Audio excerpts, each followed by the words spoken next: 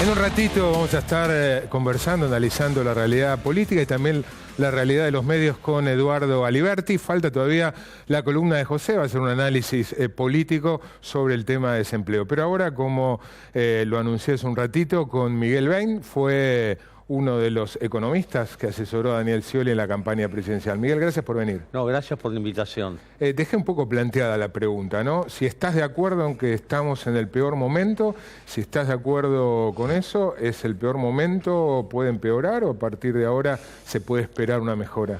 La información que nosotros manejamos de empresas que son muy significativas en la venta, que manejan posiciones de mercado muy grandes, en consumo masivo de alimentos, en artículos de limpieza, en materiales de la construcción, en electrónica y en electrodomésticos, indica que agosto el nivel de actividad dejó de caer.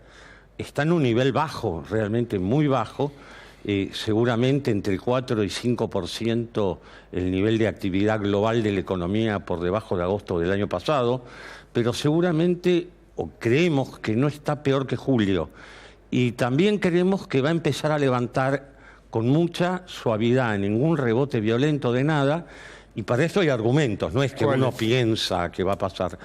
Yo diría el argumento principal, el más concreto, no es ni la confianza, ni el crédito, ni la credibilidad, ni las instituciones, ni la independencia de poderes, ni los avances de la lucha contra la inseguridad, nada. El salario de bolsillo promedio va a empezar a mejorar porque hay un 40% de los convenios colectivos de trabajo que se firmaron a doble vuelta. Hubo algunos que se firmaron a una sola vuelta y obtuvieron, por decir algo, 33%, como los docentes o los bancarios en el mes de abril y mayo. Y hubo muchos otros, como la construcción, comercio, químicos, plásticos, estaciones de servicio y un montón más, que se firmaron por el 20% o cosas muy parecidas. Dos cuotas. Y una cuota o dos cuotas más a partir de agosto, septiembre y noviembre. Con una inflación que finalmente se dio a la zona del 1,5%, yo no computo todavía la caída de las tarifas por el fallo de la Corte, y cuando uno la computa, en agosto la inflación va a dar muy baja, va a dar 0,7, una cosa así, pero suponiendo que la Corte no hubiera intervenido y hubiera estado vigente la tarifa de gas, estamos con una inflación proyectada de agosto del 1,5, 1,4, 1,5, 1,6, por ahí está. Pero la recomposición de las segundas vueltas, más el ajuste de las jubilaciones de 14,5%, dan una mejora en el ingreso disponible a partir de septiembre. Y esto es indudable, esto es empírico, esto es así. ¿Cuánta gente? Son millones, mirá, solo empleados de comercio son 2 millones. Que arreglaron los jubilados son 6,5 millones. No, bueno, pero eso entra muy a poquito por mes, ¿no? No, el ajuste es ahora, es en septiembre. El 14%. Exactamente. Ahora, Miguel, ¿no están recuperando? Yo no digo no es una gran recuperación. Lo que digo es que cuando vos compares con el mes de julio, probablemente agosto sea igual, parecido, y septiembre sea mejor. Es lo único que estoy diciendo. Ahora, dicho esto, cuando vos compares agosto con agosto del año pasado, te va a dar 4 o 5% de caída de la economía. Cuando compares septiembre, te va a dar 3, 3,5. Cuando compares octubre, todavía te va a dar 2 y pico. Hasta fin de año, yo te diría que hasta febrero del año que viene, cuando compares interanual contra el mismo mes del año anterior, vas a estar en negativo. De hecho, el año, nosotros creo que somos la consultora que tiene el pronóstico más duro para este año, 2,3% de caída, pero además teníamos 2 hace ya 8 meses. Nosotros tenemos una forma de analizar la economía donde tratamos de desechar el pensamiento mágico. Acá había economistas que pensaban que porque llegaban al gobierno con algún prestigio académico o con ciertos vínculos con los mercados iban a recibir oleadas de inversiones, que iban a generar una confianza, que la confianza iba a generar un aumento de la actividad. Decían que el aumento de las tarifas no era inflacionario. Ahora, Miguel, déjame volver a lo que vos ponés como el elemento principal para pensar en una recuperación y el año que viene, suave. ¿no? Y el año que viene un poco más fuerte. La del dinero en el bolsillo. Sí. ¿Es la gente, o sea, jubilados y asalariados, sindicalizados, sí, es gente que en los últimos meses ha visto muy deteriorado su poder de compra? Sí, claro. Y ahora se encuentra con un 10%, 12%. Sí, 14%. Sí, 14% va a comprar aumento. un poco más. ¿Vos decís que va a comprar un poco más? Sí, porque antes compraba un poco menos. Esa gente responde al ciclo en forma inmediata. Por eso digo, con esa gente, que es la mitad de la población de la Argentina, o un poco más, no juega el juego del riesgo país, de la confianza, de si vino el primer ministro de Holanda. No hay deudas acumuladas. No hay muy poco. Vos fijate que el crédito a las familias en la Argentina, o sea, a las personas, es 6 puntos del producto, es bajísimo. ¿No hay un guardo por las dudas? Sí, también con las tarifas hubo en los sectores medios que hicieron que la recesión sea más fuerte todavía en junio y en julio, porque al no haber precios que uno sabía qué precios podían llegar, uno no sabía la factura de gas cuánto te iba a llegar, y se escuchaban historias reales de gente que de pronto, como este invierno fue muchísimo más frío que el del año pasado, estaba en un nivel de consumo más alto, potenció la tarifa, pasó a una tarifa más alta, más el aumento, más el consumo, y de pronto nosotros vimos que recibían facturas de gas de 5.000 pesos, 8.000 pesos. Eso te genera retracción, porque si vos vas a gastar y no te llegó la factura, vos decís, vamos a esperar que llegue la factura y después vemos qué hacemos. O sea, eso potenció. Ahora, estamos hablando de agendas cortas, digo. Vos hablabas de la inversión, que la inversión cayó. Es verdad, pero lo que más cayó en la inversión fue la obra pública, que estuvo paralizada prácticamente hasta abril-mayo, por eso el asfalto se desploma. Eso también rebotó y va a rebotar muy fuerte el año que viene. Digo, no puedo creer que este gobierno no haga un esfuerzo enorme para por lo menos potenciar la obra pública. Da todas las características de que van por ese lugar y que eso va a generar un rebote más fuerte. Ahora quiero preguntarte por una caracterización que vos hiciste sobre este gobierno. Pero antes, hoy Prat Gay dijo, la inflación ya no es un tema.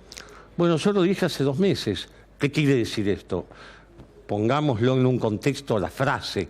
Yo dije hace 2 meses, la inflación dejó de ser un tema en el sentido de no vamos a volver a ver aumentos de precios mensuales del 5%, del 6%, del 4%, del 3%.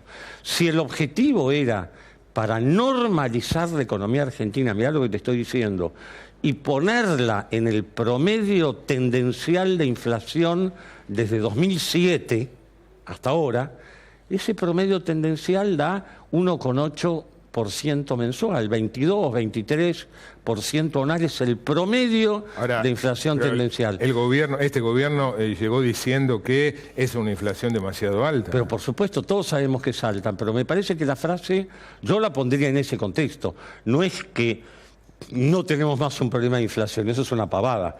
Digo, lo que está claro es que el peor momento en el sentido de la explosión inflacionaria se dio. Y esto es lo mismo que pasó en 2014. Pasa siempre que hay devaluaciones bruscas. Pasa que la devaluación de este año fue, el dólar aumentó 60%, en 2014 aumentó 34, 35%. Pero vos viste en 2014, después de la devaluación, cuando estaba Fábrega en el Banco Central, que los precios tomaron un crecimiento durante 2 o 3 meses del 4%. Bueno, ahora, con las tarifas, en esa época se aumentó el gas, con las tarifas y con el precio del dólar que se había ido a 16 pesos en febrero, bueno, los precios se volaron. Volvemos ahora con el dólar quieto y una vez que frenaron los ajustes tarifarios, estamos volviendo a la inflación tendencial de los últimos 9 años, que está en la zona de algo por debajo del 2% mensual. Dijiste que este no es un gobierno neoliberal, que es un gobierno desarrollista. No, yo dije que el presidente de la nación no es neoliberal, que es desarrollista. ¿Y el gobierno? No sé, yo no dije el gobierno. Yo te digo porque vos, como me decís, te contesto. Somos amigos, te puedo contestar así. El presidente no es neoliberal. El presidente es un tipo desarrollista, viene de una familia de gente dedicada a la construcción, nada que ver con el sistema financiero, más bien es un grupo empresario que ha tenido históricamente deudas con el sistema financiero, se dedicó a construir, se dedicó a fabricar. Y creo que la impronta del presidente es esa.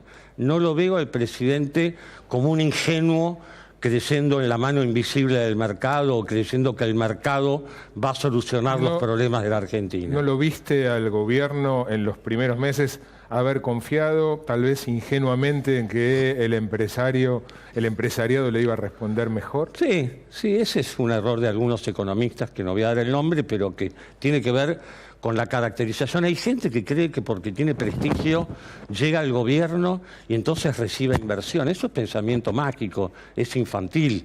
Se decía también en la campaña del año pasado. Es más, te digo, es hasta desconocimiento económico. Suponiendo que hubieran recibido un shock de confianza, ¿cuánto demora la inversión en incorporarse al producto efectivamente? Si vos y yo decidimos consumir, vos el consumo lo ejecutás en 1 hora, en 2 horas. Si vos decidís invertir, decidís poner una fábrica, tenés que importar las máquinas, tenés que pedir los permisos, conseguir los terrenos, construir el galpón, 1 año, 1 año y medio. Nunca las decisiones de inversión se incorporan al producto en 6 meses. O sea que ni siquiera sabemos si va a haber algún shock un poco más fuerte de inversión o no. De momento está claro que no. Pero además está claro que eso era una mala caracterización de lo que se llaman los mercados. Digo, yo fui un crítico del gobierno anterior en el sentido de que se pensaba que el Estado era el instituto rector, que el Estado resolvía la economía, resolvía la inversión, que el Estado podía poner toda la rentabilidad que quisiera, más o menos, en los sectores, sacarle a uno y darle a otro sin límite. Y yo creo que el riesgo que siempre tiene la Argentina es que de pronto termine un gobierno con una impronta desmesurada, podríamos llamarlo de alguna manera, y de pronto nos encontramos con que inicia otro gobierno que también de pronto algunos de los integrantes, no digo todo el gobierno, de pronto también tienen una impronta desmesurada y ahora la confianza está en que el mercado va a resolver los problemas de los argentinos. Y yo creo que los problemas de los argentinos, el Estado y el mercado se necesitan mutuamente. Vos necesitas un Estado fuerte, inteligente y bastante transparente, y necesitas un mercado con reglas. El mercado con reglas termina en la crisis de 2008-2009 en los Estados Unidos. Miguel, gracias por venir. No, gracias por la invitación. Vamos a un breve corte y nos queda todavía en el programa la entrevista con Eduardo Aliberti y la columna de José sobre desempleo.